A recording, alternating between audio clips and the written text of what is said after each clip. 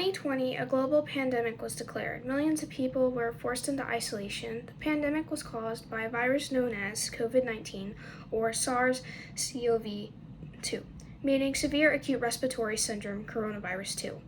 Viruses are highly understudied, and many people aren't aware of how they spread and how they can prevent them. The hopes of this speech is to inform individuals on how viruses function and how the immune system works in order to prevent or lessen the impacts of pandemics such as COVID-19. Microbiology is a study of microorganisms which has many branches, including virology, which is the branch I am currently studying. Furthermore, viruses are infectious microbes which come in many forms impacting different organisms and all have the same goal: to reproduce. Methods for each virus vary. However, by doing so, humans or other organisms become sick when the immune system can no longer fight off the virus, such as the common cold. So let's first discuss whether viruses are living or non-living. This is vital in how viruses work. Viruses skew the lines between living and non-living. Many biologists argue that they are non-living because they lack a metabolism, meaning they cannot convert food into energy. Another argument is that they can't survive without a host. However, once a virus infects a host, they begin to show traits of a living organism. So in other words, viruses are essentially dormant, and once they infect their host, can be considered to be alive, reproduce, and so on and so forth. So if viruses' main goal is to infect hosts, let's talk about what viruses are, and the different hosts they can infect, and the different types of viruses. Viruses are infectious microbes, which contain DNA or RNA, and the only way to reproduce is to infect a host, which each type of virus can infect differently or only infect certain organisms. The Cleveland Clinic revised their article on March 29, 2024, stating icosahedral or polyhedral are the most common viruses which infect humans and have a soccer ball appearance, as you can see here. This is a realistic visual of a polyhedral virus.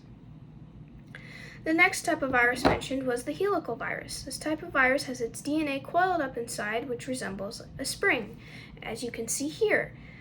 This is the outside of the virus, and inside is where the DNA and RNA would be coiled up. Ebola was a helical virus.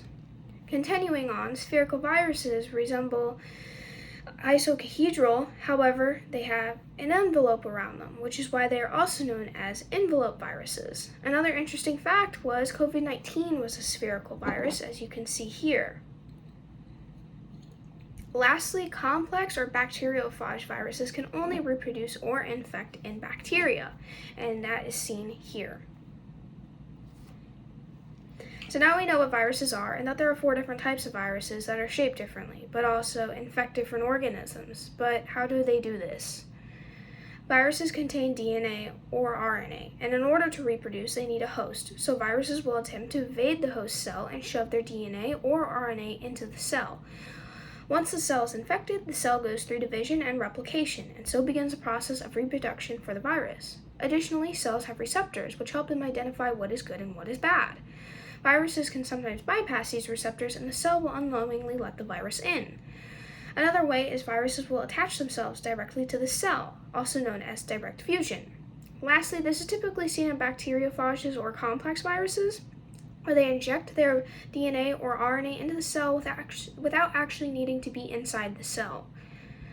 So what happens after it's infected its host? It's began to divide and reproduce. Viruses can either use the lytic cycle or the lysogenic cycle, some using both. The lytic cycle, the virus will use the host cell's mechanism to create more copies of itself, eventually bursting the cell, and the virions, which are just virus particles, are free to infect more cells. The next is lysogenic, which is essentially the virus lays dormant, waiting in the cell as they undergo cell division. The cells unknowingly, with each copy the virus as well. The cells can burst due to triggers which allow this virus to infect more cells. So now we know how viruses infect, but what protections does our immune system have, and why does it fail, and if it does fail, what happens? Firstly, what are the ways our bodies detect viruses?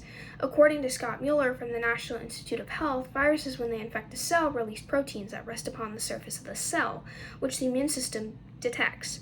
T cells are cells that look for infections and can help in detecting any foreign invaders. So what happens when the immune system finds this infection?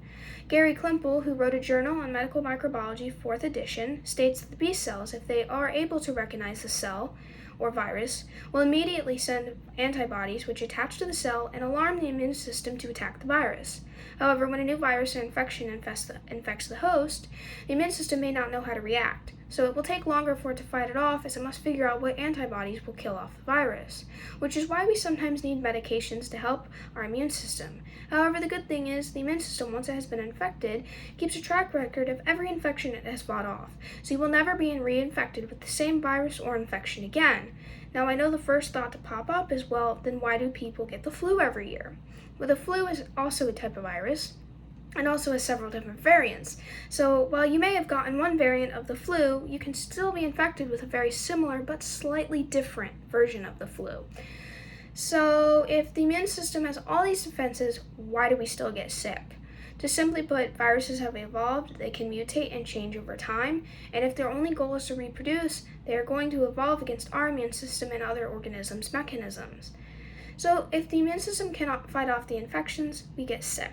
Sometimes it's the common cold, which goes away in a few days, and other times it's COVID-19, which takes almost 2 full weeks for the body to fully recover from. And unfortunately, sometimes the viruses are too far advanced to make a recovery, leading to death.